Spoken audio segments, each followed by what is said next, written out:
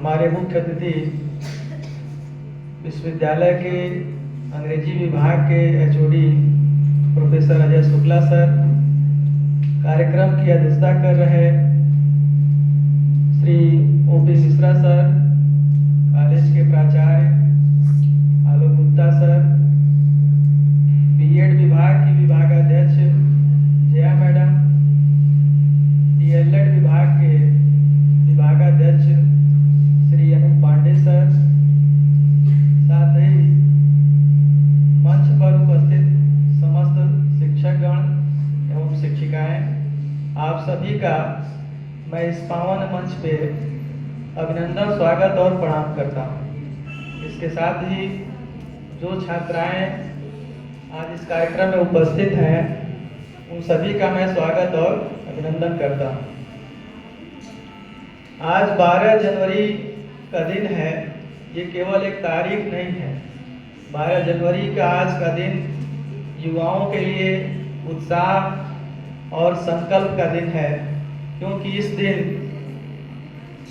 हमारे देश के युग प्रवर्तक स्वामी विवेकानंद जी का जन्म 12 जनवरी 1883 ईस्वी में कलकत्ता में हुआ था और उनके युवा प्रेरणा की वजह से भारत सरकार ने 1984 में 12 जनवरी को युवा दिवस के रूप में घोषित किया और 1985 से युवा दिवस के रूप में इस दिन को स्वामी विवेकानंद जी के नाम पे हमारे देश में मनाया जाता है।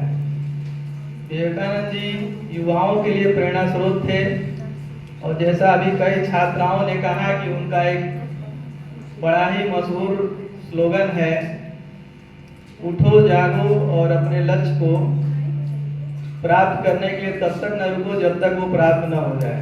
जैसे आज़ादी के समय में एक मंत्र था वंदे मातरम, वैसे ही हर युवा जो किसी लक्ष्य को पाना चाहता है, कोई तैयारी कर रहा है, उसके लिए भी उठो जागो और तब तक न रुको जब तक अपने लक्ष्य को प्राप्त न कर लो, हर युवा के लिए एक मंत्र के रूप में है। जो भी युवा अपने लक्ष्य को पूरा कर रहा है, तैयारी कर रहा है, उसके रूम में यह मंत्र लिखा हुआ, उसके दिमाग में यह मंत्र चढ़ा हुआ आपको मिल जाएगा। और विवेकानंद जी का जीवन दर्शन बहुत ही ऊंचा है, विराट है। उसमें से कुछ घटनाओं को मैं आपको बताता हूँ। आज़ादी के पहले किसी व्यक्ति ने उनसे पूछा स्वामी विवेकानंद जी से कि धर्म क्या है।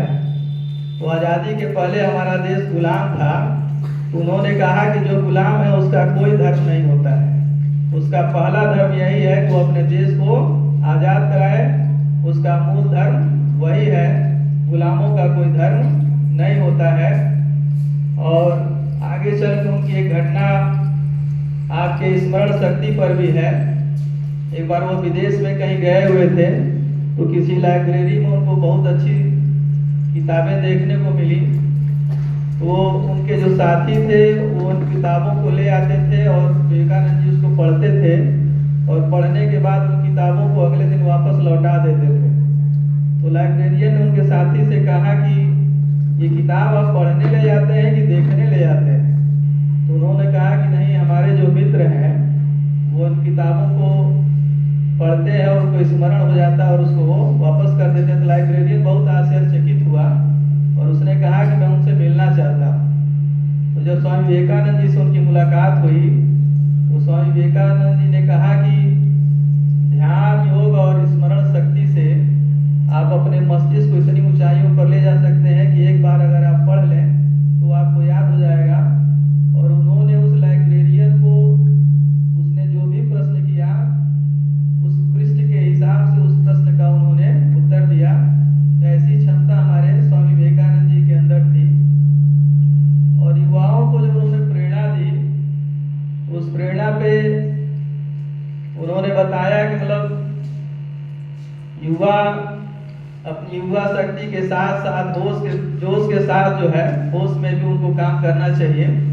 एक बार की बात है, जब वो विदेश में गए हुए थे, तो कोई महिला थी, वो उनके तेजस्विता से, ओजस्विता से, सुंदरता से बहुत प्रभावित हुई। उस महिला ने स्वामी विवेकानंद जी से कहा कि आप मुझसे शादी कर लीजिए। उन्होंने कहा कि